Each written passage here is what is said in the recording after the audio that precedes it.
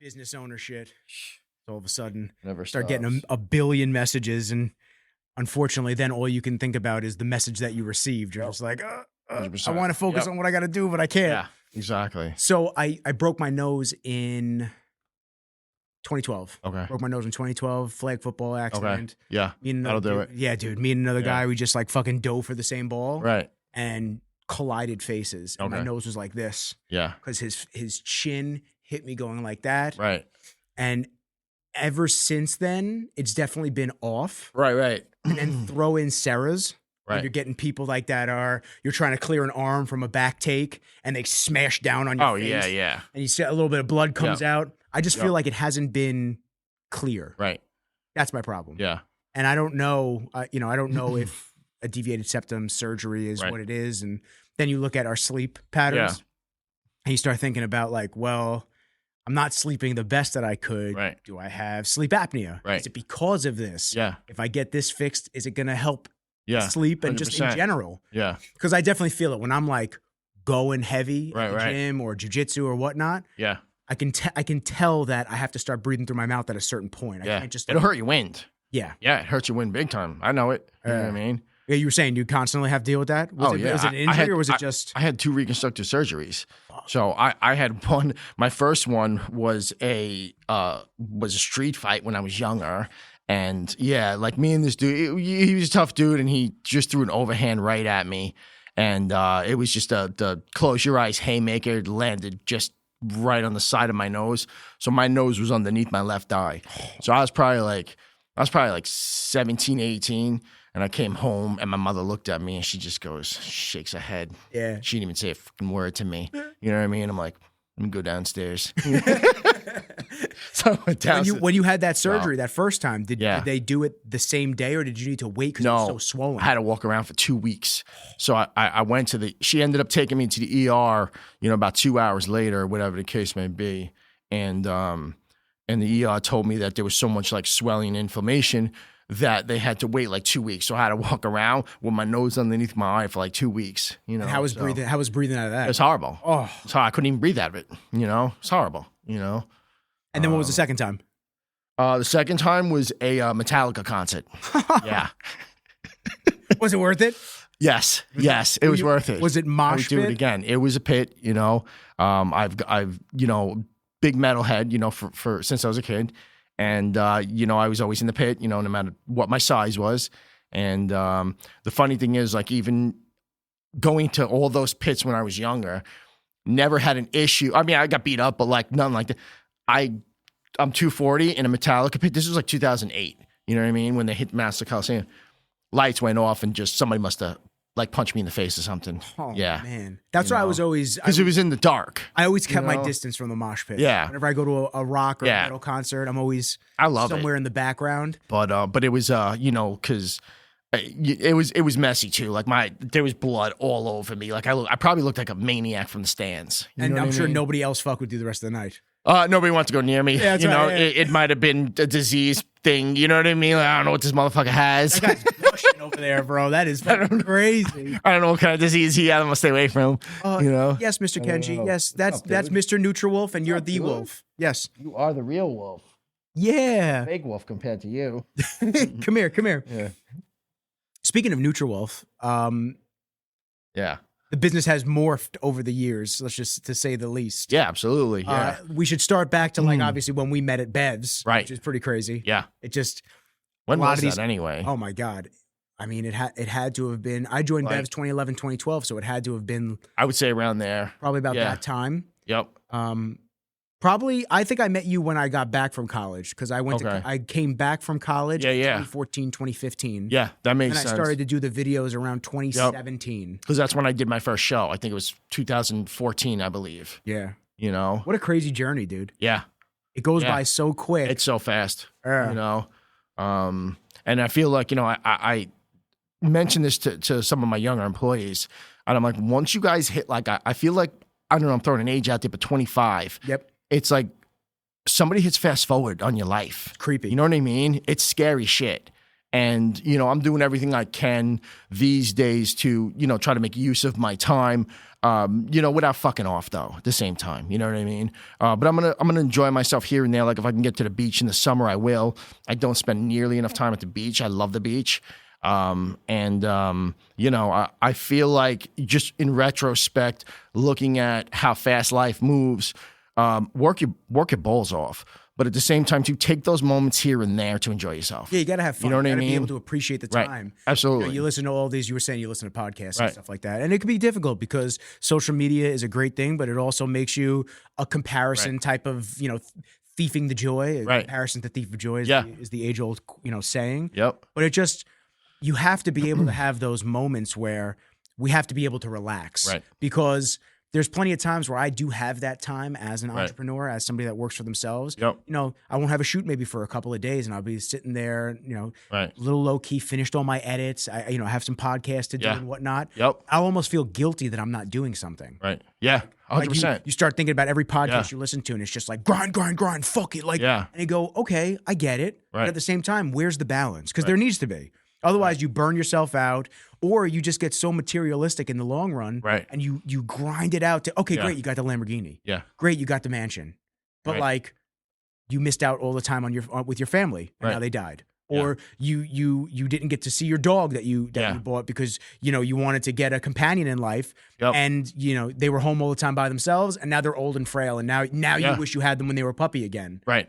Absolutely. Almost like we take for granted some of the COVID time. Right. COVID time was fucked up. Let's be honest. We all know really this. Fucked up. We all know this. But on the opposite side, let's just say that first 2 weeks, if we all knew on the other end we'd all be fine, we probably would have taken that not for granted. You know what I'm saying? We would have probably sat back for a second and just been like, everything's gonna be cool in a couple of years. Like right now, it sucks for this time. Right. It's a tough time right now. But if we just kind of chill for a second and like gather our thoughts instead of that panic. Right.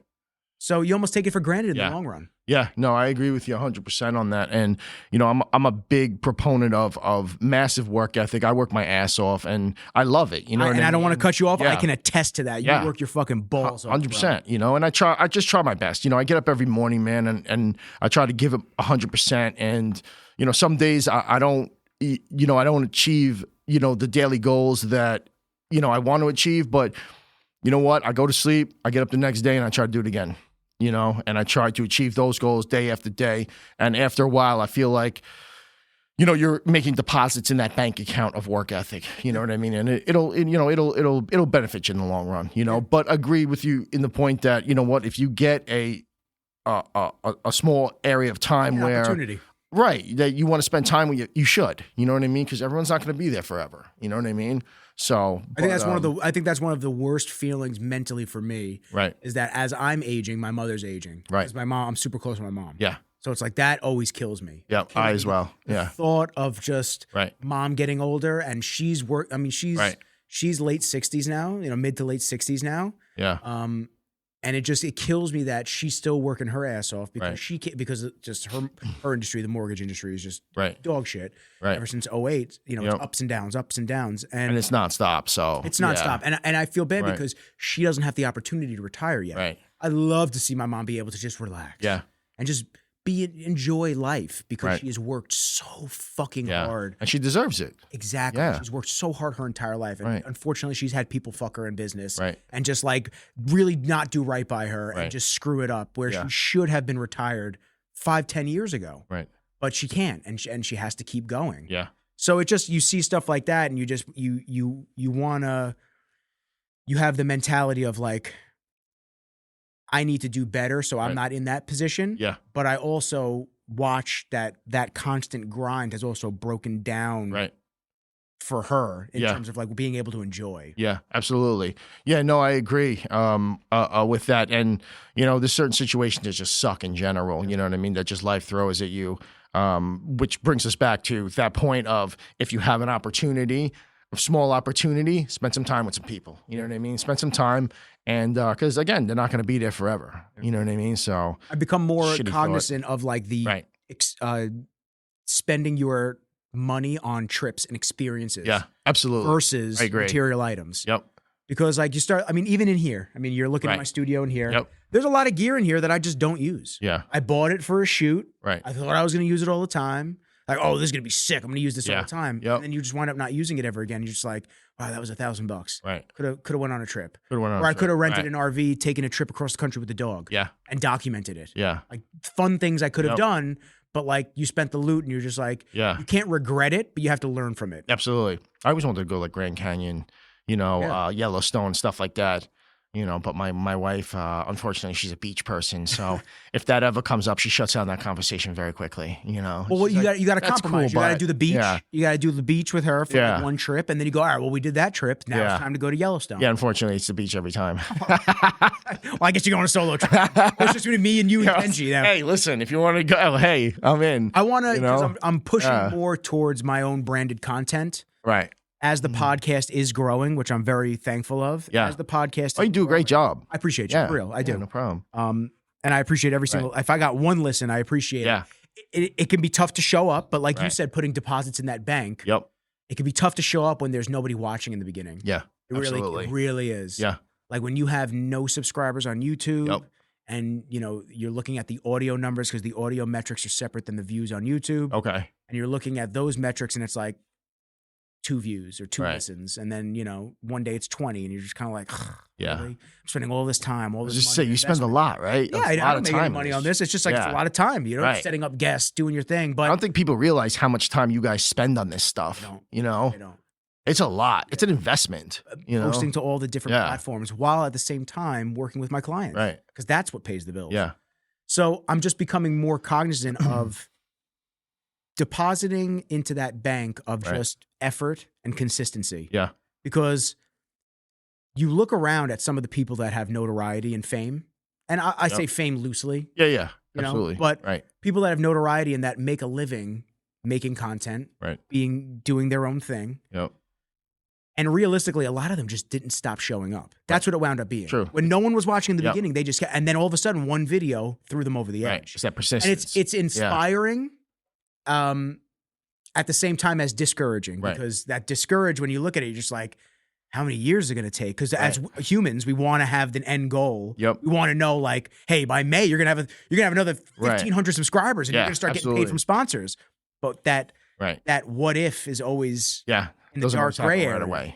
Right. So it comes back to just consistency. It's same thing with you. Right. Showing up every day. That's it. Doing your best with the businesses, and how your business has morphed. I mean, I think I told you this. I'm not somebody that just pries on people when they come on as guests. I'm not looking for dirty secret, like things that people have done. I'm not looking for the buzzwords, the things. But listen, you've had to deal with adversity and setbacks and changing the name and the brand and stuff like that. Absolutely. Dude, and I only want you to talk about the things that you're comfortable talking about in terms of like owning the business and whatnot. Yeah. But I know you have a ton of just knowledge nuggets that people can just learn from because you've been in the trenches, man. And I've been through the ringer. You know what I mean? I've been through the ringer. I mean, I couldn't even tell you how many scenarios and how many setbacks there were, but again, for every setback, you put your best foot forward and you just get up every morning and you keep grinding, you know what I mean? And you do what you do. And like you said, with the content creation, you have to have that consistency,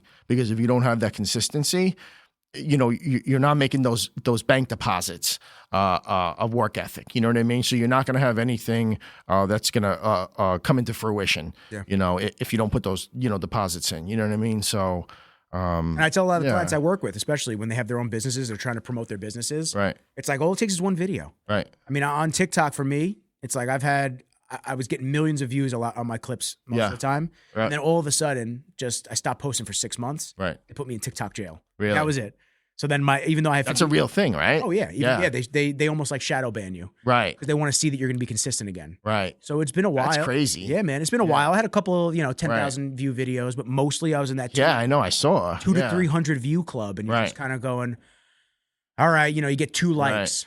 But then you look at the metrics and they're not pushing your content out. So you go, okay, fuck it. But then all it took was one video of Jamal and my last guest, Dr. Eugene, debating about Michael Jordan versus LeBron. Right. And all of a sudden, I think it's at where it stands right now.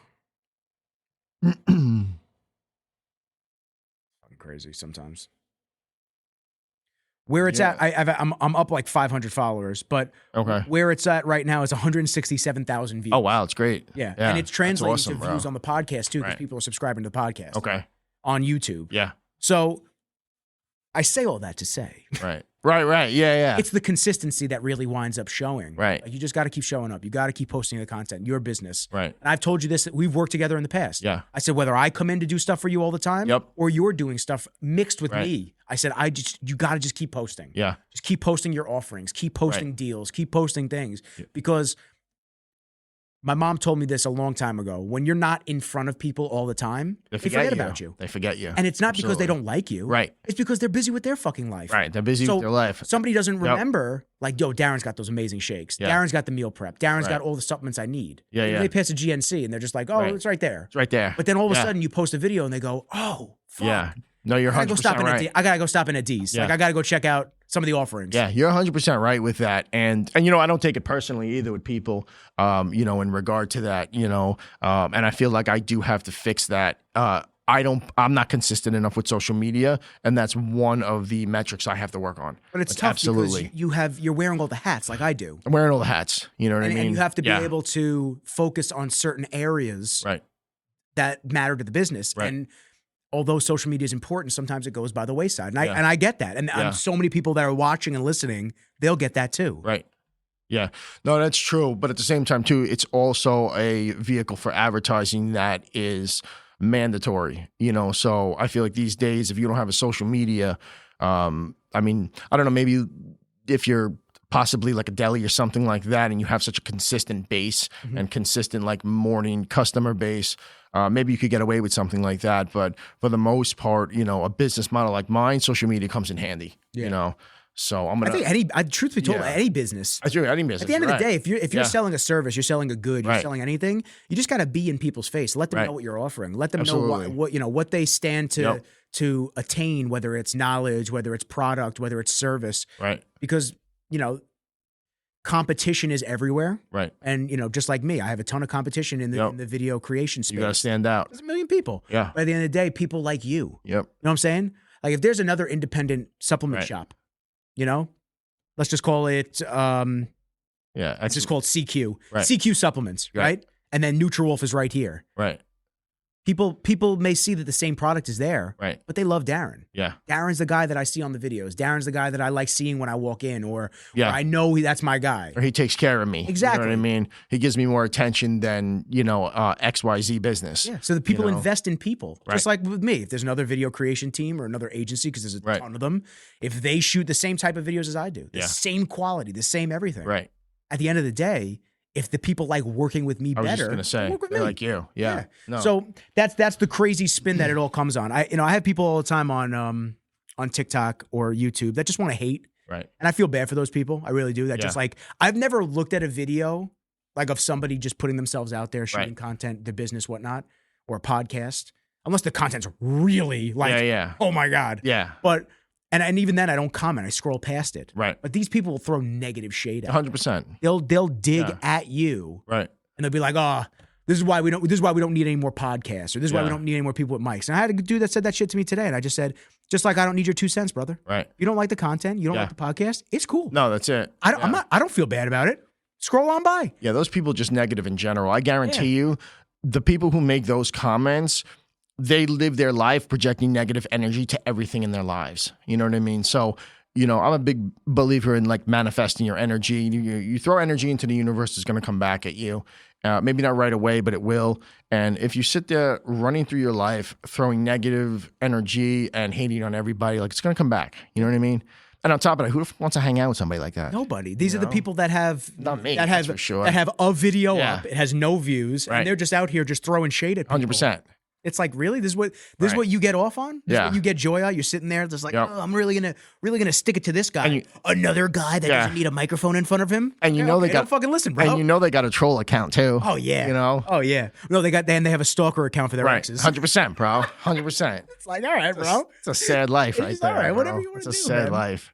You know? On this whole conversation, the cool thing is like I'm trying to get more into into the content creation of just sharing my life. I've gotten really into firearms lately. I really have just been enjoying really being proficient with them, training the proper way. Safety, number one concern every single time I pick one up. Like just, I'm really trying to do it the right way. And I would like to really train for the tactical games in July, which is like CrossFit with shooting. Okay. Yeah, so they do like a mix. Really? Where do they do that? All over the country. The one that I want to do in July is in New Hampshire. Okay. I think it's near the Sig Sauer Academy. Okay. So I'm really just getting into that. Obviously, jiu-jitsu, which I can't wait to see you back at Sarah's. Yeah, absolutely. You know, jiu-jitsu I got so into over the last year and a half, and just trying new things, just trying to be more fun, have more fun. Because otherwise the monotony of our days just gets in the way. Yeah, absolutely.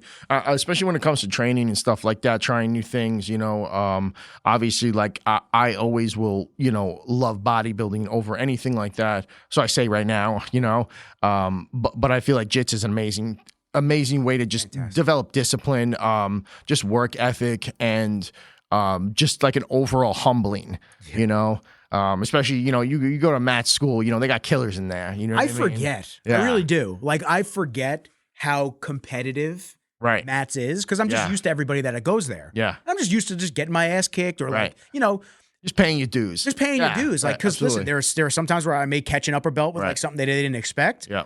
But there are plenty of times where they just beat the piss out of me. And I'm just like, okay, it's another day. Like, it sucks. Don't get me wrong. What did I learn from it? And it's discourage,ing but you learn like, okay, don't extend your limb. They're going to snatch that shit up. Yeah. Oh, if they grab you, if they attack the back, needle through and roll through and just recenter. Like you learn all these little tips and tricks, and I go to other spots. So that's actually funny that we were saying that, because part of the content that I'm creating is talking about like my life, my experiences, stuff that I'm doing, because I'm hoping that it's inspiring to others that want to do it. Right. People want to get into firearms and they have questions. Talk to me. Absolutely. Because it's a topic that seems to be very demonized in everything. And it's just like, it doesn't have to be. Yeah. We can talk about it. It's been part of the country and our culture for since its inception. Yeah. So, just understanding that this is tools, that these are different modalities or different types of sport that we can get into. Right. Jiu-jitsu, exactly what you said, humbles the fuck out of you. Yeah. And I have a lot of people that have tried it, started, and quit. Because they can't handle that constant ego beatdown. Right. But 100%. Yeah. That school is competitive. Yeah. Now, I roll at different spots when I travel. Right. And that's some of the content that I'd like to do. I'd like to do like maybe a 2 or 3 week trip. That'd be awesome. Rent an RV and go and check out all the different jiu-jitsu spots around the country that people say are great schools. Go train there, bring the dog, document it, have fun. I think that would be fun. Absolutely. I think it's a great idea. I think that'd be a fun time. Yeah, that'd be a great idea. And I think that's just different content. Sit down, do some podcasts with people in the moment while I'm traveling to new spots. Right. Because I've been to North Carolina, Chicago. I didn't get to roll in Chicago. I wanted to roll in Florida. I may do that in a couple of weeks when I go down there. Right. But when I go to North Carolina to visit my buddy, I go and train down at Charlotte Jiu-Jitsu Academy. You posted that once, right? Posted? Yeah, I saw that. It's where that. Brian Battle, the MMA fighter, trains at. Yeah, yeah. Dude, these guys are fucking awesome. Yeah. Every time I come down there, they're like, we just want you to have fun, Nick. Yeah. Like, come through, sign the waiver, and then you're good to go. Right. I was like, what do I owe you? They go, we just want you to enjoy it and be able to train when you're around. I'm That's like, good dudes. Okay. Yeah, like, it's sick. Dudes. Right. But so Matt's school, dogs. Yeah. Dogs at Matt's school. Yeah. So when I go down there, I went down there as a 2-stripe white belt. Okay. And this dude was fucking me up. He was a 4-stripe white belt. Right. Fucking me up. Like we were going back and forth, wrestler, this and that. I go back down a year later as a blue belt. Right. And I go back down there as a 4-stripe white belt. Right. He's a blue belt now. And we went against each other. Right. Completely was just mopping him. And I was just like, what the fuck? Like, this is crazy. But it just goes to show that you are progressing, even though you're getting your ass kicked every single day. Absolutely. You're learning while you get your butt kicked. Yeah. It's such a weird thing. But you also put a lot of work in too, Like I watch, you put a lot of work in, man. You more than consistent. Yeah. You know what I mean? Like obsessed, which is amazing. And that's how you get good. Yeah. That's how you get good fast. Yeah. There was a time when I was doing 7 to 8 days in a row. You told me that. I was like, damn, that's impressive. Yeah. Now I've toned it back. Your body must be beat to shit. It was. My pinkies, my gi fingers are getting crazy. Right. But I've toned it back because I had to focus on recovery again. Right. And the importance of that, especially on the supplement side. Oh, yeah, absolutely. Especially on the physical side. I had to focus more so on recovery and really just take a breath essentially and just be able to chill. Yeah. I don't know if you know Revolution Fitness in Northport. I'm not familiar. It's a good spot. They got great equipment. Yeah. Okay. Dude Vinny owns it. Super nice guy. I've done some shoots there before. Okay. It's like a weightlifting gym, or yeah, so it's like a strength and conditioning. Okay, yeah. I think they have Muay Thai and Jiu-Jitsu upstairs too. Oh, nice. Okay, that's cool. Yeah, I've been looking at gyms to join. Right. No offense to Bev's, it's just like a little far from me right now, and I just with everything being right here, I'd like to go every now and then. But he's got a great spot, so I'm trying to figure out what my ideal schedule is. Okay. I want to do gi. No gi, I'm not a fan of. Right. I'll do it. Like I'm gonna go tonight for no gi. Yeah. But like I love gi. Gi training is my shit. Yeah. So Monday, Wednesday, Fridays at Matt's is gi. Right. So if I can supplement Tuesday, Thursdays, and one day on the weekend where I go to my boy Tom that does all the crazy kettlebells. Yeah. I feel like that's a good mix of like we're training every day, but we're not just doing the same thing every day and burning ourselves out. It's just different. So you're thinking like 3 days a week jits, and then 3 to 4 days a week jits, and maybe 2 to 3 days. Then I'm back up there again. 2 to 3 days. Then you're back at 6 days. Weight training. It's just different, right? Back at 6 days. Yeah. Different. Yeah, it comes full circle every time. I'm trying to figure it out. But this is part of the problem. It's rough. You got work. You know what I mean? I'm trying to figure that out myself. You know. So you also have a spouse. I do have a spouse, but she trains. She does more of like that HIIT training stuff. Cool. You know what I mean? And she's not really like into bodybuilding stuff like that, but like she does her thing. You know, she understands. Yeah. You know, and she's super supportive. She was super supportive with me on all my shows. You know, Number one fan right there. Yeah, I did 8 amateur shows, and it takes a lot, and you get into like tunnel vision and stuff like that. And I feel like a big problem with some people, you know what I mean? Like if they're in a relationship and they're competing in a show, or whether they're doing jits competition or whatever they're doing, and they're super focused, and they're like tunnel vision. Some people, not all people, but some people like forget that like you got a spouse, you got a girlfriend, you got a boyfriend, or whatever the case may be. And sometimes they can maybe feel like they're on the sidelines. Yeah. It's your job to bring them onto the team.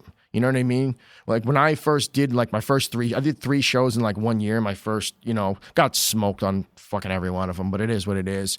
I didn't, my wife was my girlfriend at the time, I kind of didn't pay attention to her almost, you know what I mean? And I feel like it strained our relationship significantly, So when I got a little more, like the next year, I realized it, and, obviously I love her, I married her.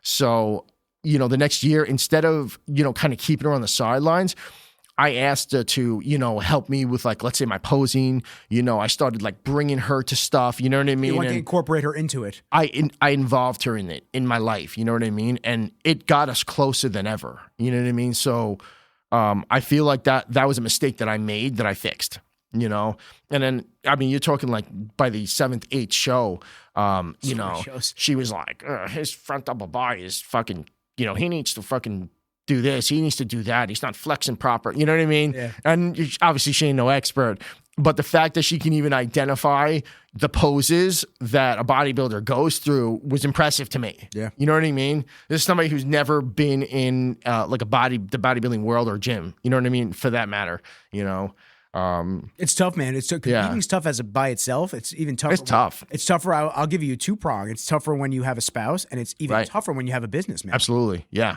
It was rough. I mean, even when I was doing, and people are like, oh, you doing amateur shows, whatever, but like I give 100% on those amateur shows, Otherwise, what I mean? Why do it? Yeah. Like granted, I fell short, with everything. Everybody wants to be a pro when they start, you know what I mean? But it doesn't happen for everybody. But I was running a business. I was running, my store. I was running, a supplement brand, a small supplement brand.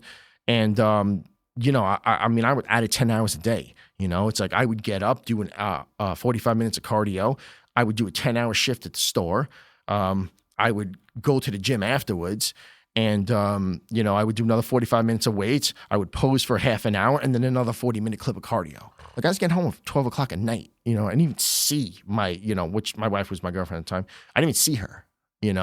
And I would do that day in and day out, 6 days a week. You know what I mean? I was killing myself. Yeah. But I was gonna say, what was it? Were you energized? Were you just totally shot? I'm just auto mode sometimes. When I want to do something, I get on auto mode, and nothing can stop me from doing what I'm doing. It's simple as that. I'm relentless when it comes to that, and it's one of my qualities, but it could also hurt me at a time too. Circling back to our conversation before about enjoying some moments in your life.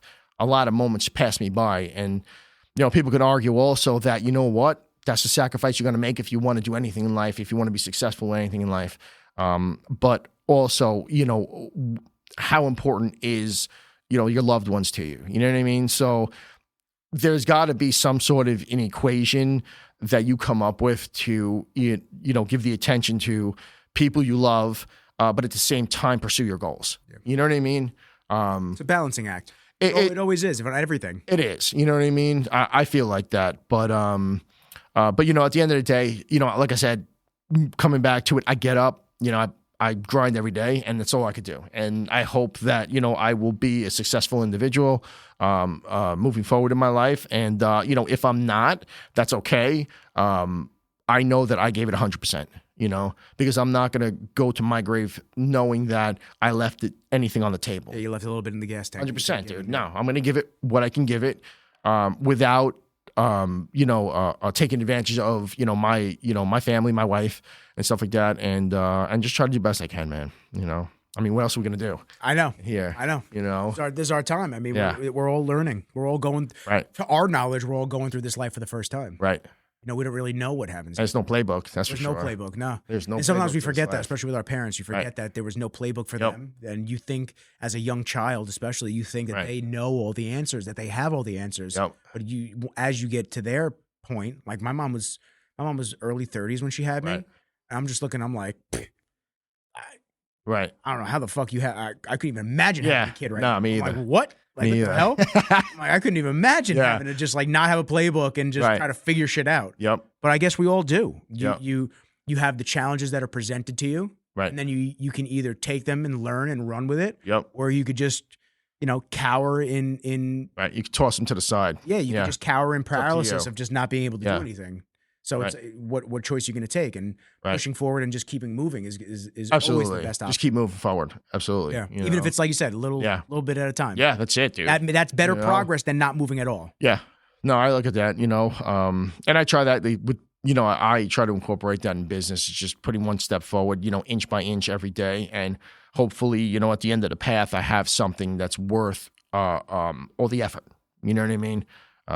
So it's all you could do, but regardless anyway, being just in nutrition, in general, I was a personal trainer when I was through college. I was a personal trainer for like 10 years. That's what I was going to ask. I was going to ask what came first. Was it the passion for the fitness or was it the store? Yeah. I mean, no, when I went through college, out of high school, I was a mechanic, for like 2 years.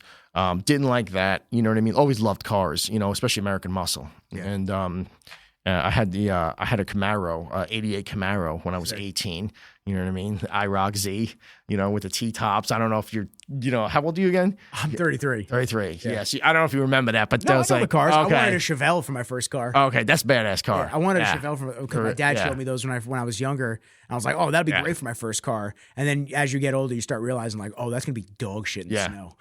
It's gonna be dog shit in the snow, or the most fun you ever had. Or the most fun, yeah. There's no in between. Because I'm not going to lie, there was many nights that when I was 18, I would be at, actually, which is hilarious because there's a parking lot that my store is in now, off of Merritt's Road in Farmingdale.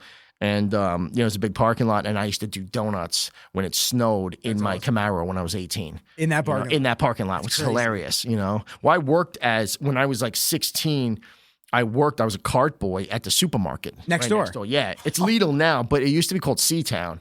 And literally I would collect the carts, So do you have a soft spot whenever you see the carts left out in the middle of the place? I get annoyed. Yeah, actually. You're like, what the fuck? Annoyed, bro. I'm not even kidding. And it happens all the time. They put them in the back of the store, and like the customers are not supposed to go back there. It's like a loading zone. Like we have trucks that come by and drop off all, the inventory and stuff like that. And there's carts everywhere. So I take the carts, I whip those shits right in the back of their store. Here you go. So, yeah. Little Darren was throwing these in the hilarious. Back in every single night. So long ago. God. It's weird how things come full circle. Yeah. No, seriously. There are places that I've looked at. I mean, when I came up in Huntington, when I came up here, I would pass this building that my office is in now, in my studio. Yeah. I pass this building all the time. I used to park in this parking lot and go out in town. Oh, yeah. Okay. Right. Yeah, because you're right here. It's just weird how it all comes full circle. Yeah, that's crazy, though. Yeah. Or you'd pass the house that I wound up renting as my first apartment. Who would have known that, 10 years later that was going to be your first apartment right there. Yeah. It's just crazy how you start thinking about these things. And then it's so funny because when I opened the Farmingdale store, when I looked at the Farmingdale store back in like 2013, I was like, oh man, I remember this parking lot. I was like, I used to work at this place. I was like, did the carts here, you know? You had a broker show it to you? You just saw that it was open. How did I find out about that? I'm going to be honest with you. I didn't have a broker. I know that. I don't know if I saw Which is good. Which is good for you because the brokers are always more money. Yeah, I think it was word of mouth. Okay. I think someone told me like, hey, you might want to look at this spot in Farmingdale. Some senior citizen had driven through the storefront. Through your storefront originally. Before I bought it. Yeah. Yeah. And there was just wood on the windows and stuff like that. And I'm like, and the landlord showed me the fucking place, and I'm like, this place is a fucking disaster. It was a cell phone store, and then some old guy went through it. Sick. And then I went in there with the landlord's agent, and there was a fucking pigeon in there. It was I'm like, dude, like I'm not taking this spot, you know. And then I ended up taking the spot. Yeah, you got great storage too. Yeah. Oh, great storage. Yeah. Well, it's one of the few, retail malls or strip malls that have a basement. Yeah. Because they stopped doing those, I believe, in like the 80s or something like that. This building was from 1956, I believe. Could you imagine if you had to house all of that upstairs? I couldn't. The basement? It'd be impossible. Yeah. Yeah. It'd be impossible. You know? I don't know what I would do.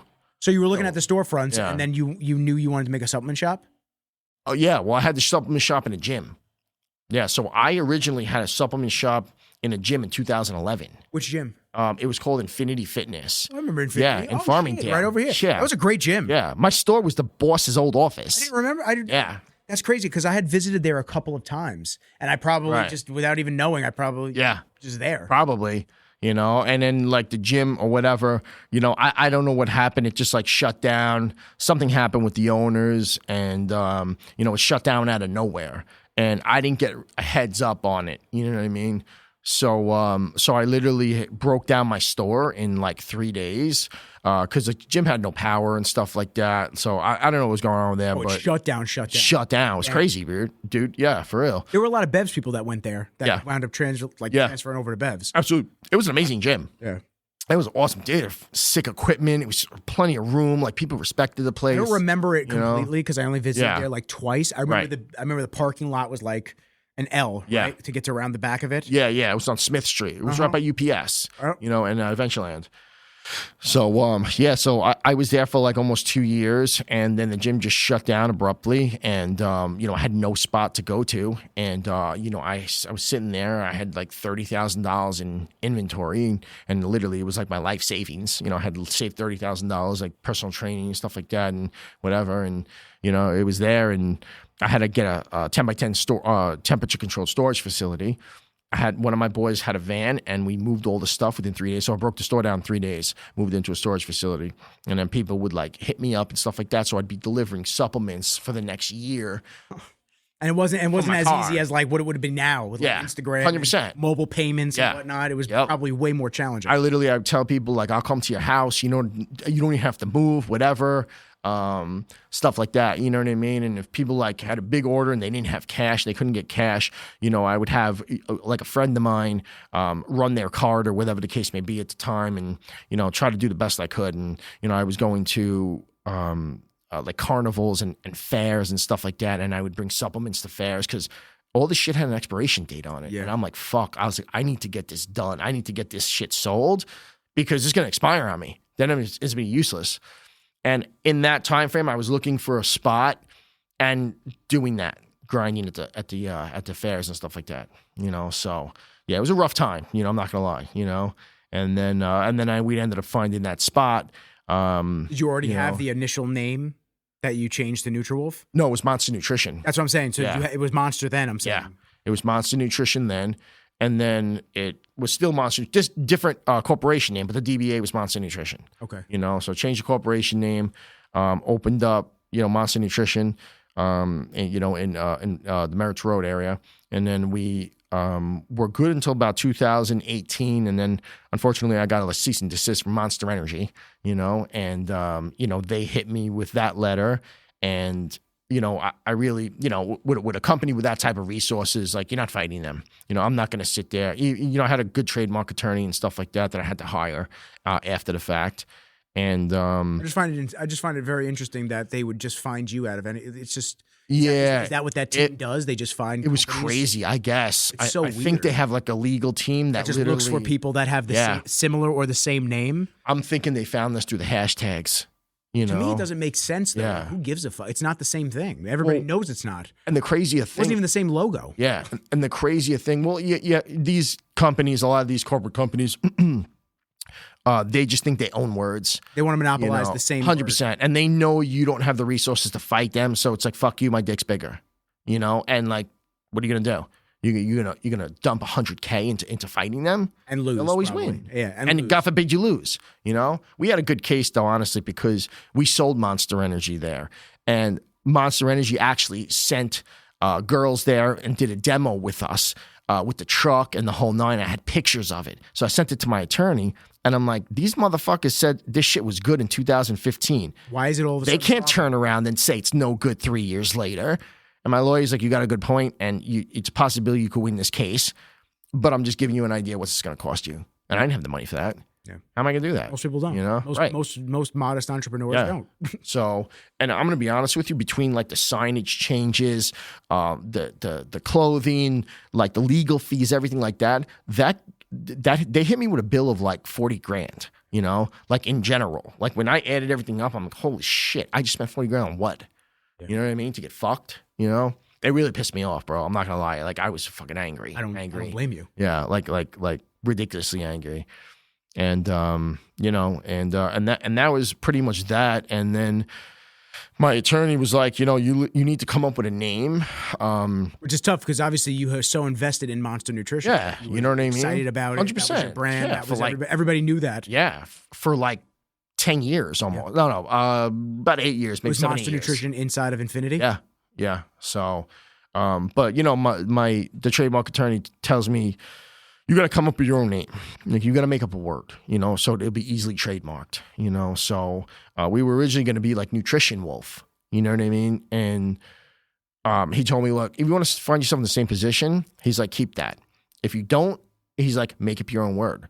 So I took Nutrition and Wolf and just made Nutriwolf. Yeah. You know what I mean? Yeah. Because it's not a word. Yeah. It's my own. I got trademarked in less than 6 months by the USPTO. Nice. So now I'm trademarked and I'm good and everything like that. But that's pretty much because people are like, where did you come up with the word? I just put Nutrition and Wolf together, really, at the end of the day. So basically, if lesson learned, if you want to get a quick trademark and kind of undisputable trademark, you got to honestly make up your own word. Yep. So learn the hard way on that one, but it is what it is. It's good. I like the logo. I like the new name. So I got a wolf. It's good. Yeah, we had the muscular guy before. We had like the muscular guy throwing up a single buy, and we turned him into a wolf. Yeah, that's all. Yeah. So you obviously you pivot to Nutriwolf, right? And then you already had the shake bar. The shake bar we didn't have that in the gym. We had that in 2014. So we opened in 2013, a full year. We were trying to get get the shake bar ready, permits, all that stuff. And then in 2014, we opened up the shake bar. The shake bar is a big part of the store. Yeah. No, it's great. I mean, whenever I come in to see you, you get lines of people coming in for the shakes. Yeah, no, we have pretty good shakes, I'd say. And being modest, they're great shakes. Yeah. He's being modest. Well, a lot of people don't know I actually hired somebody to help me create those shakes. I used to make shakes coming home, whatever, bodybuilding, things like that. My shakes never taste good at home. Yeah. They never taste good. They never taste good. I even bought a Blend-Tech blender. Yeah. Never tastes good. Yeah. But it'll get it creamy, the Blend-Tech blender. They're nice. It's kind of just like, yeah. All right. Yeah, it'll get it creamy, but it sounds like sounds like an A330 taking off of my fucking kitchen. 100%, bro. It's loud. I look at the timer and I go, loud. There's still 40 seconds left. I'm sitting there with my ears covered, like, my neighbor hates me. It is loud. Yeah, it is loud. But yeah, I had originally, I didn't know what I was doing, and I'm like, I'm not just gonna throw shit against the wall and see what sticks. So, do you remember the Energized cafes in LA Fitness back in the day? I do, but very, very. I mean, I really did not go to LA Fitness. Okay, I used to always pretend like I was going to sign up. And 100%. You and everybody else. Yeah, just to get a different 7-day pass. Yeah. every different gym. Yeah. But I had I was an acquaintance with a guy that managed the energized cafes, and he knew smoothies. Like, this was his thing. You know, he would manage a number of them, you know, because they were in X amount of LA fitnesses, you know, around the tri-state area. And I paid him cash on the weekends. And after shifts, he used to come on the weekends and stuff like that. And he would teach me how to make smoothies and teach me the basics. And he helped me develop my whole menu, you know, and I owe a ton of gratitude to him. So give me, I don't want you to give away the trade secrets, but give me 1 point. Why are my smoothies shit at home? Just give me one tip. I mean, really, it comes to balance. You know, it's not just your protein. It's what you're using for the base, the type of protein you're using, and your actual recipe. You know what I mean? So you have 3 areas of that.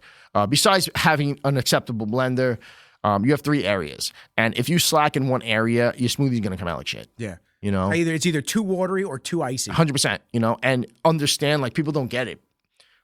I mean, you're talking like, I paid this guy thousands of dollars cash, like thousands of dollars cash, you know? It was worth it. Well, I was going to say, you did the smart thing, which a lot of people don't understand, which is like, have somebody come in, show you what to do that's been there before. Absolutely. As opposed to you just sitting there wasting raw materials, wasting your time. It's just like, oh, well, that's too much ice, or this paste doesn't work, or this and that. But like, he knows what the fuck he's doing. Absolutely. And, you know, besides paying him what I paid him, you're talking about the amount of waste in fruit. And just like material and stuff like that, and protein. Because I mean, to finalize a protein, you're making a ton of these things. You know, whether it's 6 scoops of strawberry, then you have to realize like what kind of spoon you're using. You have a half-ounce spoon, you're using an ounce spoon.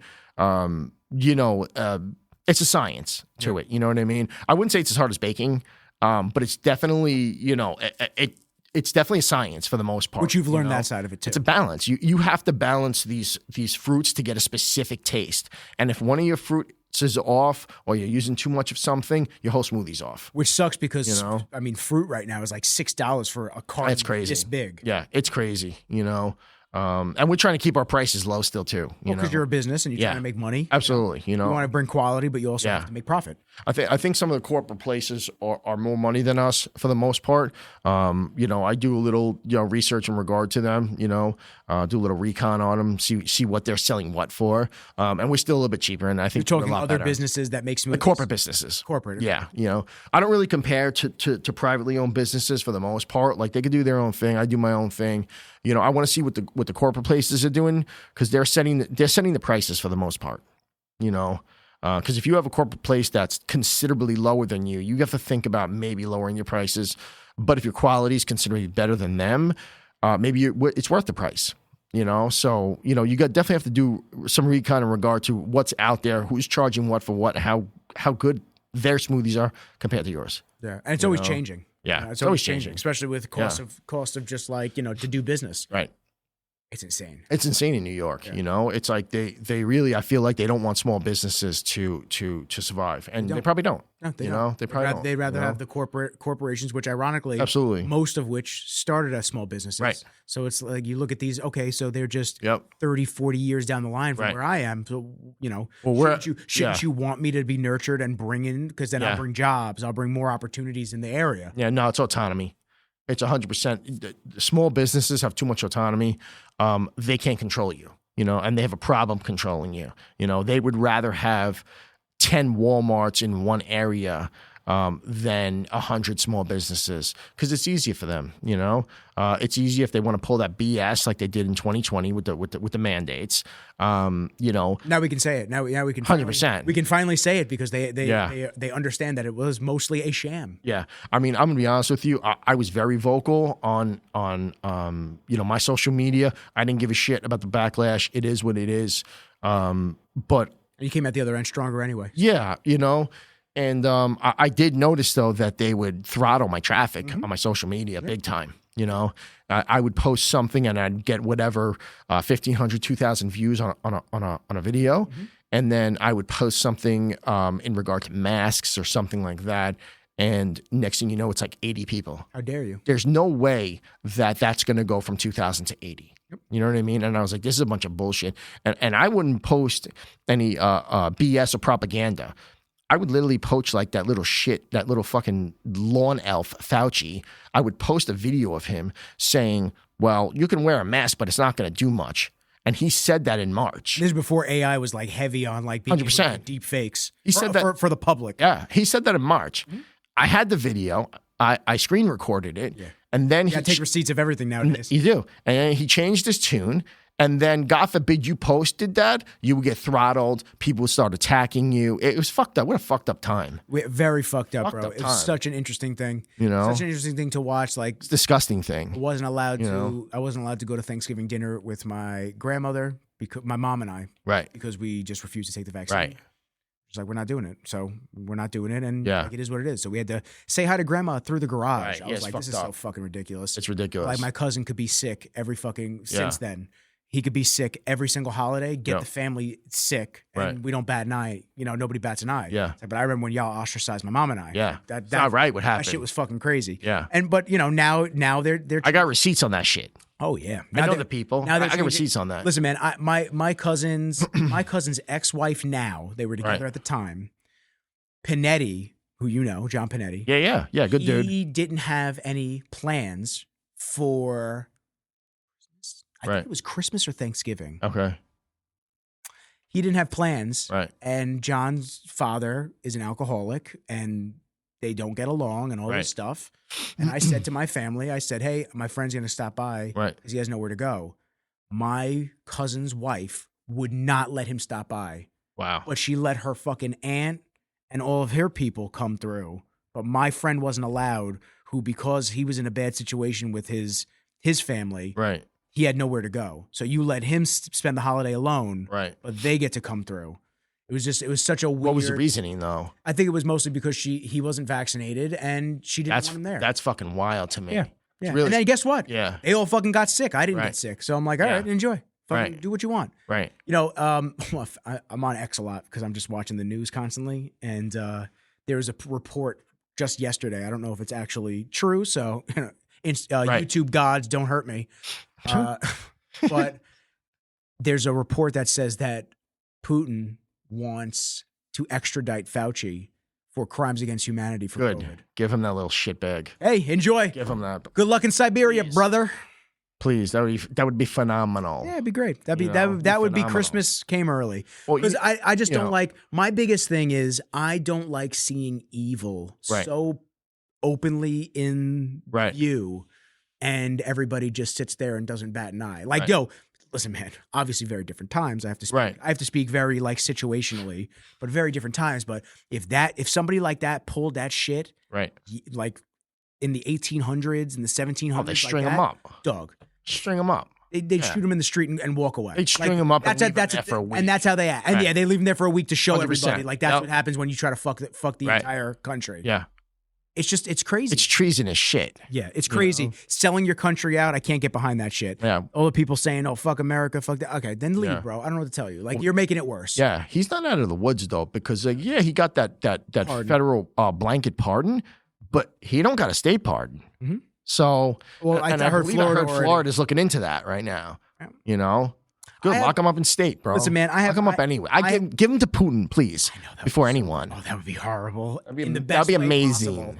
That's what I mean. Horrible for him in the best way possible. Listen, my whole thing is I'm just tired of us getting sold out, and not having our country's back first. Right. I love seeing that Trump is taking care of the people in North Carolina right now. Right. Dog, we've been sending way too much money elsewhere when our people have been suffering. Yeah. You don't have to like Trump. You don't. You don't have to agree with him. Yep. You don't. That's the beauty of living in this country. Right. You can openly oppose the man as a whole. Yep. But what you can't oppose is when he starts taking care of our people first. 100%. What we've been watching. That's undeniable. And that is a tough watch. That has been a fucking disgusting watch the last couple of years of watching other people around the country get taken care of, but our people get the old fuck you. Maui, North Carolina. Maui, $750. You them too. North Carolina got it too. But all of a sudden, California, they get everything paid for, right? Because it's Cali.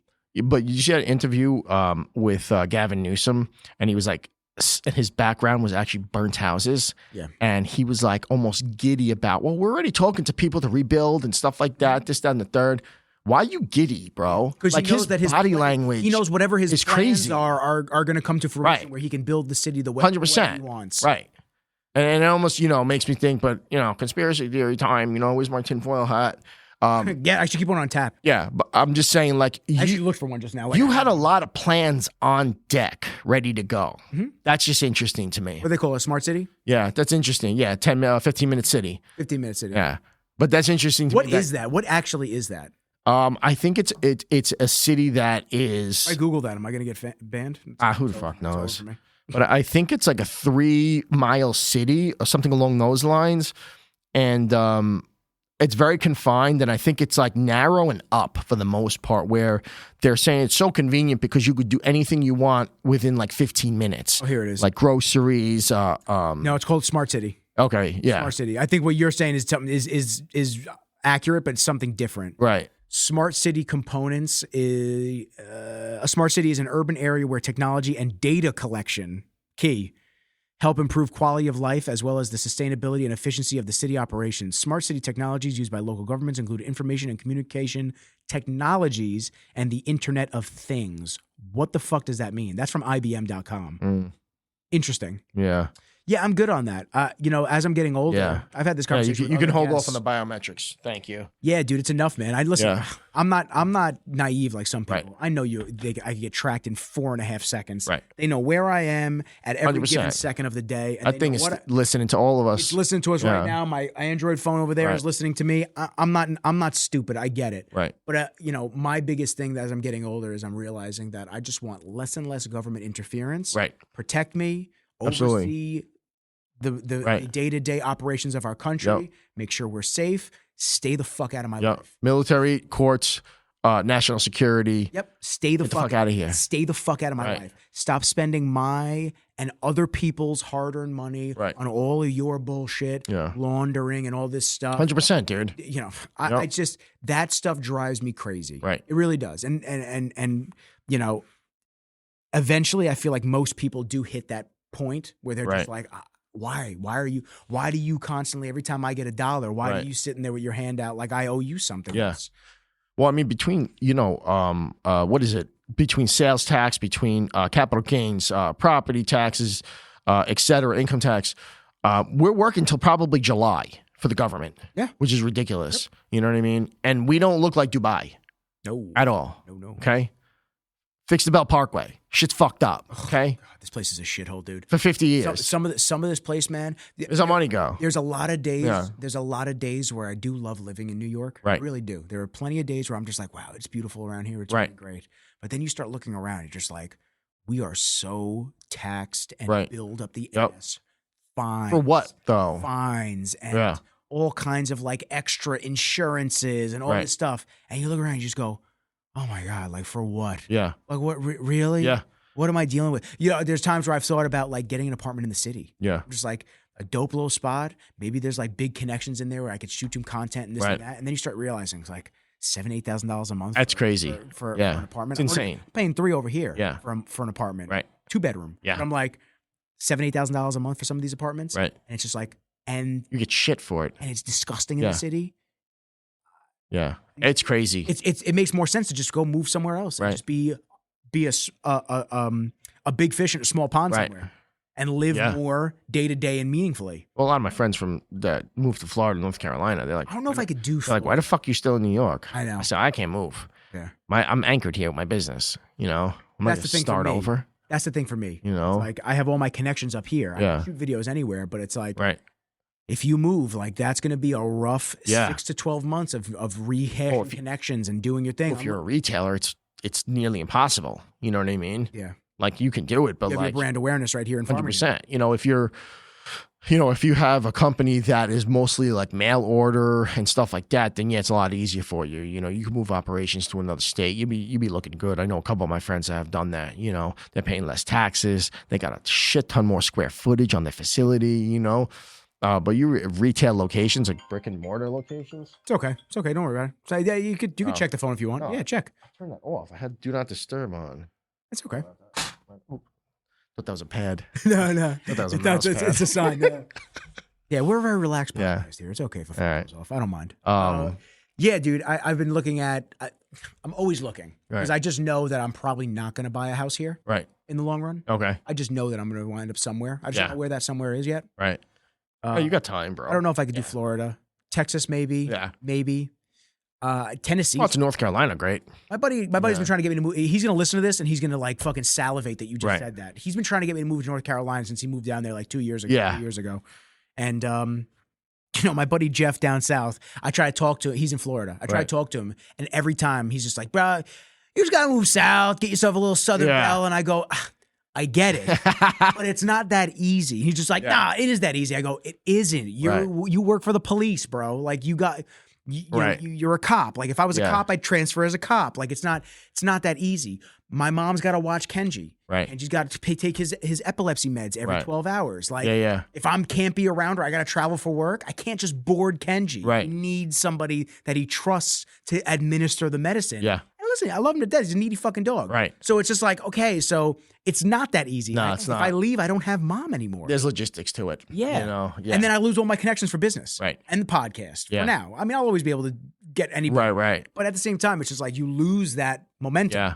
When I'm, you know, let's say I'm Rogan or I'm Theo Vaughn or like that size of a podcast. Oh, you can do anything you want. Well, I could record my own episodes by myself and make money. Yeah. Until then, I don't have that luxury yet. Right. So for right now, we go back to like, I said this to my mom the other night. I don't want to keep going. I can't wait for because the time goes by like that, like we said when we started. Yeah. Time goes by like that and you look around and you go, fuck, it's been a year. I know. It's been 6 months. I know. It's scary, bro. Like, wow, I'm excited. Yeah. I couldn't wait to get my own office. I got one. Can't wait for a bigger office. I got one. 3 years later. Right. It's just like, okay. And then like 5 years total, you just go, all right. I can't wait to get a bigger apartment. 2.5 years after I had my first apartment, now I have a bigger apartment. You're just like, okay, let's slow down a little bit. I'm going to be 34 this year. You just go, all right. Yeah. I'd like to just be able to just chill. So maybe not looking forward to the next thing. Right. Yeah. And like the thing is, like, I love New York. You know what I mean? Like, I love the people here and everything like that. It's just, I feel like for what we pay in taxes and the cost of living here, we should be living in a lot better of an environment. Yeah. You know what I mean? A lot better. You know, same thing with Cali too. You know, oh, dude, you get taxed up the asshole. Over they have there, destroyed that state. They have destroyed that state. 100%. What a beautiful place. Right. Not LA. LA's a shithole. I hate LA whenever I had to go out there for work. Okay. But I've never been. Yeah. Monterey. I've heard San Diego's beautiful, but I've been up north, like a little bit south of San Francisco. Okay. When I went to a Sony event for the cameras, Monterey. I mean, it was beautiful. Yeah, it was so serene, and it was super chill, laid back. You would never even know you're in Cali. Yeah, it's like a small town. Right, it's beautiful. Yeah, I've never even heard of that town. Yeah. Oh, dude, it's nice. They have this big bridge. They have this big bridge that like is like scenic, and everybody goes to it. See if I. That's what part? It's Monterey. Oh, that's gorgeous. Right on the Pacific coastline, dude. It's just That's an anxiety bridge. Yeah, there you go. There you go. I mean, dude, it's ridiculous. That's nice. That's gorgeous. Dude. I mean, you look at that and you just go. It's like Hawaii. But exactly. I mean, it's right by Pebble Beach. Right.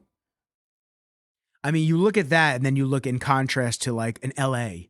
Right. Now, when I went out to LA, you see in all the Hollywood films, you see in all these things, you see like this grandiose mansions and this and that. Yeah, that's Beverly Hills. Right. It's like this big. Right. It's like Manhattan. I was just going to say, it's Manhattan on steroids. That's what it is. So you go, all right. Yeah. But then you start looking around and you notice in the city area, especially, every home has bars on the window. And, you know, when I stayed in downtown LA, it sounded like a game of Grand Theft Auto being played outside my window all night. I woke up the next morning. I looked at the people that were in the common area because we all stayed together in the same Airbnb. Right. Beautiful loft Airbnb. Yeah. I walked out. I went, yeah, did you guys hear that last night, all night? They go, yeah. And I go, where are we? It's normal shit. Yeah. Dude, sirens, gunshots, fist fights, knife fights, junkies. You go, what do these people pay for? Yeah. This is fucking insane. Yeah. No, it's crazy. You know, the level of tax that those guys pay over there for that. They're the most taxed. They're the most taxed. I think we're the second, right? We're the second most, I think. It's not a competition I wanted us to win. Yeah, no, not at all. Not at all. Pivoting back to Nutriwolf, I wanted to ask you about the meals. Yeah. That would seem to be like a big boom with a lot of companies, especially in the area, around the country. Right. The meals, the go-to meals, that helps a lot of people stay on their fitness goals and not have to like count out every single thing. You list the macros. What was that like, venturing from supplement shakes then to the meals? It was mostly because we had a lot of demand from our customers. So our customers asked us, to do that. I meal prepped for my shows and stuff like that. So, but I wasn't a cook. You know what I mean? So, at first we actually subcontract meals. This is probably like in 2015, 16. We subcontract meals to people, to a company. And the company apparently didn't have a reseller's license. So apparently you need a reseller's license, like a wholesale reseller's license from the USDA. If you want to sell to another business to resell, you know what I mean? Yeah. So if I want to sell to you, that's fine as the customer. If I want to sell to another business and then they resell to their customers, you need a specific license for that, And this company didn't have it. They didn't tell us they didn't have it. So I'm not sure who ratted us out at the point, but somebody ratted us out, and I had a USDA agent come in and, with the badge and the whole fucking nine, and he cleaned out my fridge, made us probably throw away like 400 or 500 meals, in the garbage, in garbage bags, and he like poured dish soap on it and took pictures, and I got a written warning from the USDA and the whole nine, and that was crazy, bro, How did he flash you the badge? You know what? I don't even remember at the time. Did he hit you with a trench coat? No. It was more like opening and then shows you. Spencer with the USDA. Yeah, that you've been in. He was such a fucking jerk off. Of course he was such a jerk off. The state agent, the state New York Department of Agriculture agent, he wasn't bad, but this guy was a fucking total douche. Sounds about right. And Sounds on par. Yeah, and I'm like, dude, what do you? How am I supposed to know that these guys don't have a license? They're not supposed to be selling me meals if they don't have a license. So how's that my fault? So yes, theoretically, wouldn't it be their problem? Well, he says to me, well, if you're driving in New Jersey and you don't know a speed limit in an area and you're speeding. Oh, what a jerk off. I was like, all right. What a jerk off. Guy. Oh, God. All right, douche. What an asshole. Okay, yeah, that's what he tells me, bro. Oh, it's so hilarious, cunty. bro. But it ended up working out in the end because, I told the guy, I'm like, yo, you're fucking me up. I'm like, how my business is probably not even gonna survive right now, or we're gonna be on life support, if I can't sell meals. And I'm like, what do you expect me to do? Just man to man, bro. Like I got a mortgage, I got shit, what do you expect me to do? He's like, I don't make your own meals, bro. And then walked away, not my problem, bro. And it's not his problem, and I get it. But at that point, my partner Ronnie had a pizzeria. And, I thought about it. I called him up. I'm like, Ron, do you mind if I, use your pizzeria to make meals? And then I ended up finding a chef, and I would go to the pizzeria at 9:30 at night, and it would be me and the chef, and he would cook the meals, and I would package them, and we'd be there till about 1 a.m., and we did that. And, for a couple of months, then I brought another person in. And then next thing you know, it's X amount of years later, and we're supplying meals for all our customers, and, we took full reins of all the meals, and, so it was an interesting journey. I didn't plan on making my own meals in the beginning. I planned on just buying it from someone else and just selling. It's an easier way. Yep. Running a kitchen is a pain in the ass. Anybody who runs a kitchen will tell you that. I've been there for the content side of things, and I've seen it's extremely run difficult. It. It's tough. It's hard, and especially if you're running stores at the same time. It's not easy, but your wife's coming to help as well. Oh yeah, my wife played an integral role in that. She actually critiques me now. She doesn't work in the kitchen anymore with me helping out, but I'll bring meals home and new meals, and she'll critique it. And she's got a good palate, so I definitely listen to her. Like Gordon Ramsay, you slide the dish over to her, and you're just sitting there like this. Yeah, for real. And she'll tell me. She'll be like, "I don't like this meal. Needs more salt. Yeah, it needs something." Yeah. So, but yeah, so that's how that got started, and for the most part. I actually, it was probably one of the best things that happened. At the time it was the worst thing ever. My world just took a shit. It's crazy business. You had to deal with the monster to switch to Nutriwolf, and then you deal with that shit. Oh yeah, dude, it was like double hits. Yeah, and what about and originally when I first started, the gym just closed on me. Didn't even tell me. That's triple right there. Oh, dude, I've been through shit. Like people have when they hear my stories, they're like, "You gotta be fucking kidding me." Like, nope, not kidding you. Definitely not kidding you. But at the end of the day, listen, nobody has it easy. And you're dealing with multiple locations. Yeah, and I'm, like I said earlier in our conversation. You get up every day, you do the best you can. Life is going to continue to throw shit at you. And if you lay down and die, then, that's you, But when pressure's applied to me, I excel with pressure. You know what I mean? I don't implode. So, the great Tony Robbins quote that I always try to remind myself of when shit's hitting the fan a little bit. Yeah. Life happens for us, not to us. Right. So you have to take these strides and these absolutely and these beatings every now and then, and just keep pushing forward. And you learn and you pivot and you do things. Listen, you turn I'm sure you could have. I'm sure, 100%. Especially with the Monster Nutrition thing, right. You could have just been like, fuck it, I'm just getting into something else. Like, oh yeah, dude, I thought about that so many times. Like so many times, I couldn't even tell you. But you know what? I get up every day and I don't give up, and that's it. And like I said, I try the best I can, and hopefully, at the end, it'll be worth it. So, but I'll be honest with you, man, I love doing what I do, as stressful as it is, the business side, the administrative side, that people don't see, worrying about like rent and this, and your insurance goes up and payroll and everything like that. Payroll tax. I was about to say payroll tax has to be the next thing to go because it's fucking ridiculous. It's ridiculous. What I hear. It's ridiculous. And at the end of the day, it's a tax. So let me get this straight. You're telling me that you're going to tax me because I hired people? I'm looking up what it is. So I improved the employment rate in the state and the country, and I'm getting taxed for it. Appreciate that. This, calculating taxes in New York is a little trickier than other states. The state as a whole has a progressive income tax that ranges from 4% to 10.9%, 11.7% for bonuses and commissions. Payroll tax is complete horseshit. Most of the taxes is complete horseshit. Yeah, that's insane. I'm trying to find it can't even give you like an honest answer because they probably just make shit up half the time. 100%. How much we take from people today? Well, hopefully, Donnie had mentioned on a number of his rallies that he wants to get rid of payroll tax. That would be phenomenal. And he said federal and income. Yeah, that'd be phenomenal. Yeah, I mean, listen, I'll take tariffs and paying more for electronics made outside of the country. Right. I'll take a bigger tax on that as long as you don't touch my shit when I'm making it in here. 100%. Leave me the fuck alone. Yeah, I'll pay more for that. I don't care. Realistically, I mean, if you just did a flat 10% tax across the board. Some guy, what did that one guy recommend? 20-something, 25%. Who was that? I don't know. He put a bill in saying that it would just be a flat 25% fee. Bro, fuck you. Get the fuck out of here. 10%. That will pay for military courts, everything else, infrastructure, if the money's used the way it should be used. And I love the whole Doge Department of Government Efficiency. We needed that, dude. 100%. How many years have they just been spending whatever the fuck they want, laundering their own money? Right. But then they shake a finger at us for a Venmo transaction for $600. Yeah, they do it on purpose anyway. They piss our money on purpose anyway because they can print as much money as they want to.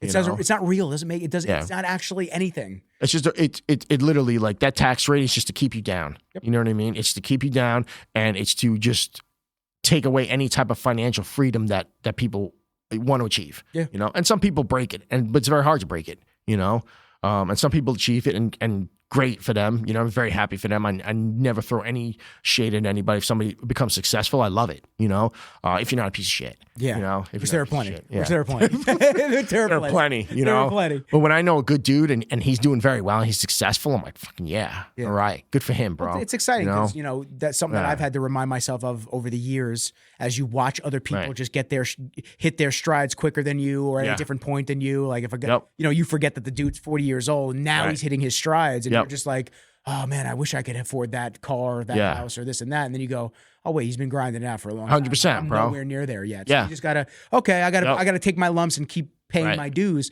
I'm never like, fuck this guy. Like when I see somebody driving with a nice car, and no, it's bad energy. Thumbs up them. I'm like, yo, this is awesome. 100%. You gotta just remind yourself that there's enough success for everybody. Yeah, no, there is. And I always look at like, what is this guy doing that I can incorporate in my life? Is he doing something or she doing something that I can incorporate in my business to improve my efficiency, to improve my sales? You know what I mean? So I'm always trying to learn from Which people. is smart. Yeah, absolutely. You know, I don't hate. I try to learn. Yeah. You know, otherwise you just, like you said, you're dying. You're absolutely. And it'd be like the people we talked about earlier, you know, how they're going through their life, just negative, hating on people, throwing shade at people. Like, what's that going to do for you? It's going to do nothing for you. You're not learning anything. Yeah. Andre, when he came on the podcast, he had thrown a little gem out there, which I always loved, which he said, that negative comment that person left on my page says more about them than it'll ever say about me. Absolutely. He is 100% correct. Yeah. So enjoy that. He's 100% correct. Keep posting it. You know, for a long time, I always wanted to be on that internet space. I always wanted positive. Yeah. Like us all. We're human beings, man. You don't want to face negativity. Right. People hating on you and being a piece of shit. That's part of I think it's just a part of human nature. Such a part. Yeah. And like even when people leave me negative comments now, right? Because that's not possible. How can people leave you negative comments? When they leave me negative comments, I'll it's crazy to me. I'll write back to them. I'll just be like, damn, words hurt. Yeah. Like, I'll just fucking like, you know what I'm saying? Like just play the game back and forth with them. I like whatever. Okay. Yeah. Like you're it is what it is. Like, yo, if you were in front of me, never say that shit to me. But you know it's okay. You're behind the keyboard. It's okay. But thanks for the algorithm boost. Yeah, exactly. Thank you for the downvote. Thank you for this, because now more people see my shit. Yeah, appreciate you. And you got to learn how to roll with the punches. That's what I've learned in this space that I've gone. You know, like we started the conversation, building my personal brand, getting out there more, not just for the podcast, but for my own videos. Yeah. I've always been on the other side of the camera besides the podcast. Now I have to really incorporate myself more on the other side of the camera. Show off products that I want to show off my life, show off the dog. Right. You know, I want to talk about these things, and you know, you're going to get the people that do it, but it's crazy until it works. Yeah. That's the thing. Yep, even with the podcast. True. Yeah. You with the podcast, nobody listening, nobody watching, this and that. All of a sudden, you know, you start getting these boosts, and people start looking. They go, "Oh, like I never checked out Nicky's podcast before. Maybe like he's getting a lot of views now. Maybe I should check it out." Right. And then they'll be like, "Oh, I was there from the beginning." Right. Yeah. Yeah. Like, no, absolutely. It's okay. You were. You didn't listen to a single episode. It's okay. It's all right. Tell yourself that. I don't mind. It's okay. You were a fan from day one. Yeah. So do you still have Deer Park? No, I actually closed it down. Close it down. Okay. Yeah. I wasn't sure if you still had that location. Yeah, no. I was trying to move that location to just a better shopping center for the last like 3 years. Center. It was horrible, you know. And then the landlord approaches asking for like a 5-year lease, and I'm not signing that. I'm not getting stuck in that for 5 years when I was trying to move for 3, you know. So we're gonna take 25. We're gonna take a step back, and I'm looking to maybe open something up a little bit more north in I don't know yet, but like 26, like definitely nothing this year, but in like 26. Huntington, man, you know. I mean, maybe, who knows? Huntington, bro. You know, but I'm staying on Long Island. I'm not moving out here. I'm chilling in Huntington. Right. I mean, I don't know what was happening, but that shopping center was like the worst. And you know, residents like Deer Park residents used to tell me, I didn't even know you guys were here. Like, honestly, I never go in this shopping center, you know? And a lot of people never go into the shopping center. If it wasn't for that pizzeria that was in there. Like an imaginary shopping center that nobody knows exists. It's crazy. You have this like cloak over it. Yeah. You drive by, you don't even know it's there. Well, what I think is the issue is it's on Grand Boulevard, and it's got a lot of trees in front of it. It's very recessed. On top of that, we had an Enterprise in the parking lot, and they used to park their cars and fill up the parking lot. Oh, so it looked like so no one got parking. Yeah, no one can have parking, and that's a huge thing. If I know a spot has no parking, I'm gonna 100% think twice about going there. You know, yeah, for sure, always. I don't go to Brooklyn. Yeah, seriously. First off, it's shit. You know? Second off, I don't go to Brooklyn because there's no parking there. Yeah. I don't want to have the stress of like thinking about parking. Right. Absolutely, and I feel like with that shopping center, like people would fly by on Grand Boulevard and just like going to Tanger, yeah. And it's like, I don't know, the shopping center, like all the stores like meshed. Yeah. It was the weirdest thing, you know? And this is Deer Park residents telling me that. They're like, the shopping center's not so good. I'm like, yeah, no shit. It's not so fucking good. Area. I'm trying to get out of here for 3 fucking years. What did you take over there?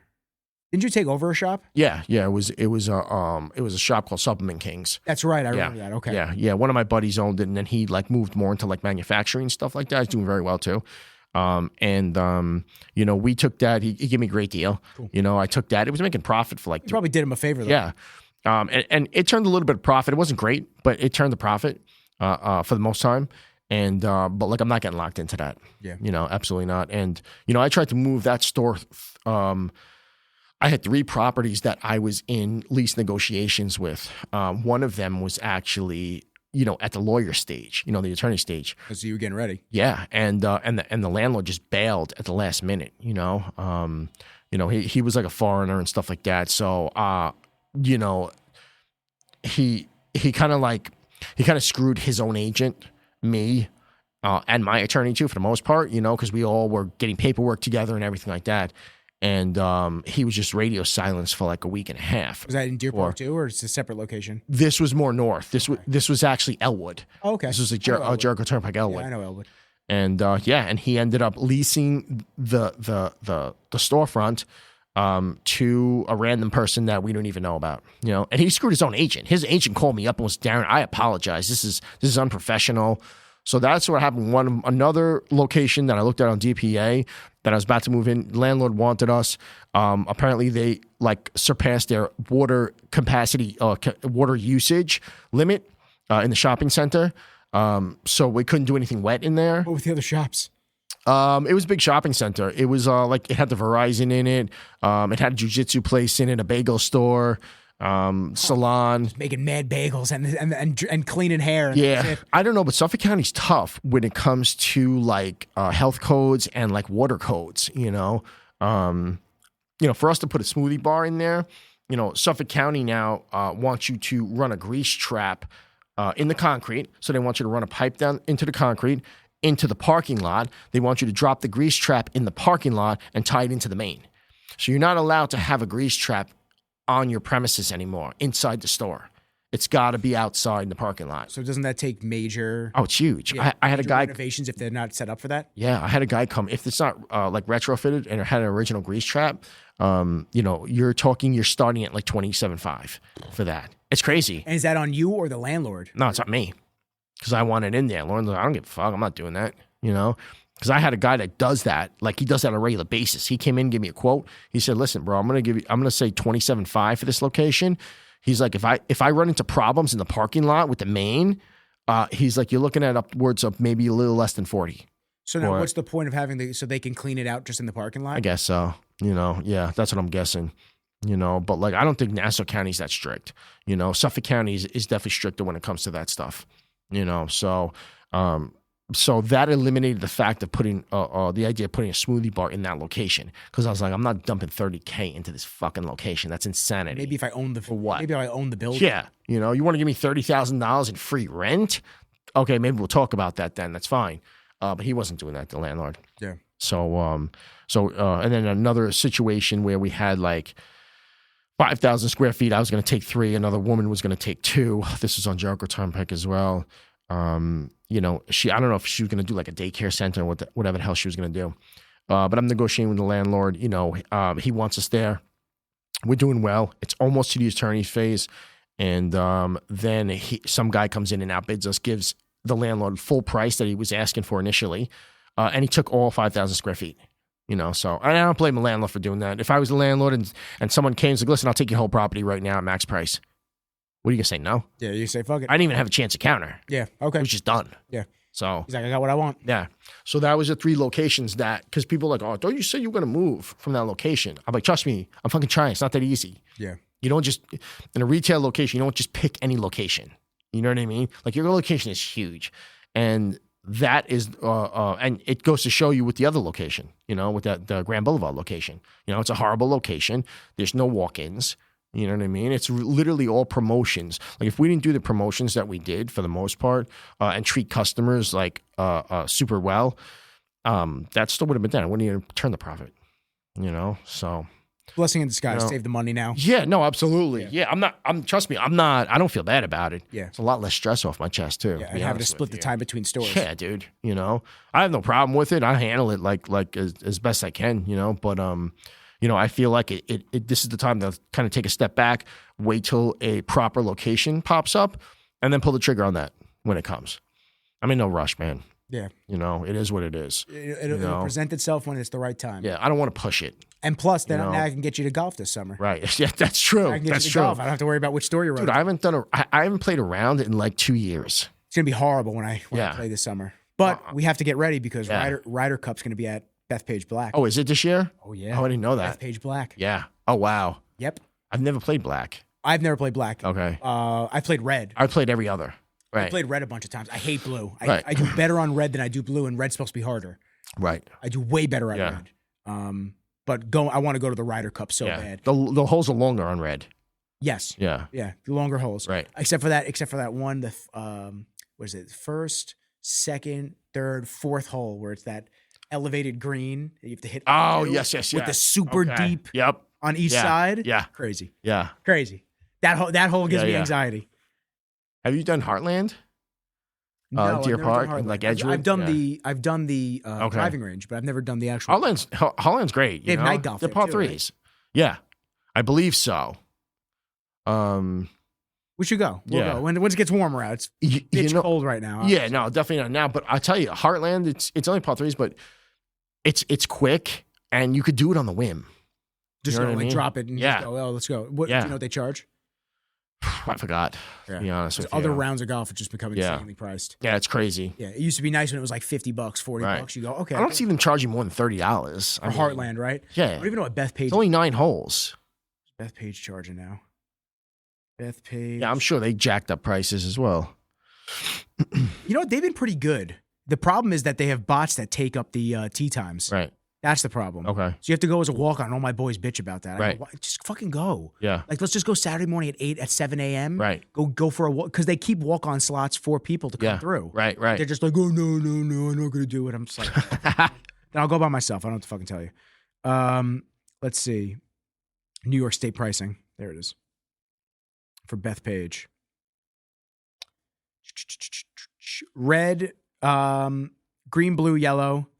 18 holes weekday, $38. Okay. Bro, you can't beat that. That's not bad. $38. Yeah. Weekends is $43. And that's fucking that's solid. without cart though. That's without cart. Yeah. But that's solid, dude. Right. You split a cart with somebody and you're good.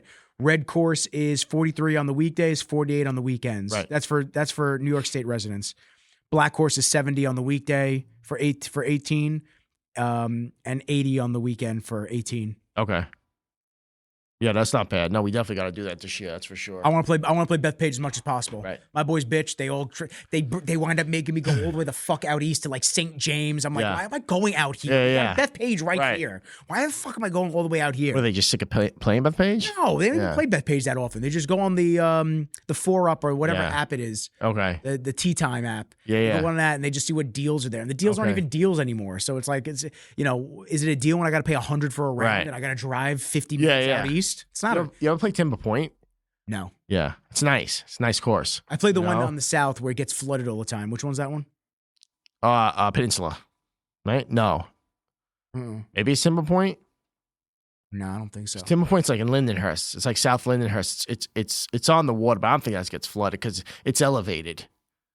Yeah. I'll have to look that up. Okay. There's one that I've been to a couple times and it gets flooded when it rains heavy. And okay. Like, okay. Yeah. And then there was a really nice course in Oceanside that I went to. Okay. Beautiful. What was that? I don't remember. Yeah. The names I'm shot on. But like it was right on the water. It was beautiful. Right. It was really nice during the summer. Yeah, no, some courses on the water are really nice. I don't know. Something about it. I play PGA golf on PlayStation. Right. It's just something serene about just like that atmosphere. Right. Of just like nice quiet. I love it. No cell phones. Yep. Just like, oh man, is this what it feels like to not have that shit on all the time? I want to live in this. Yeah. All the time. It really is a great feeling. It really is a great feeling. But being a business owner, I got to get you back to work. So yeah. How can people find you? Any promotions going on now?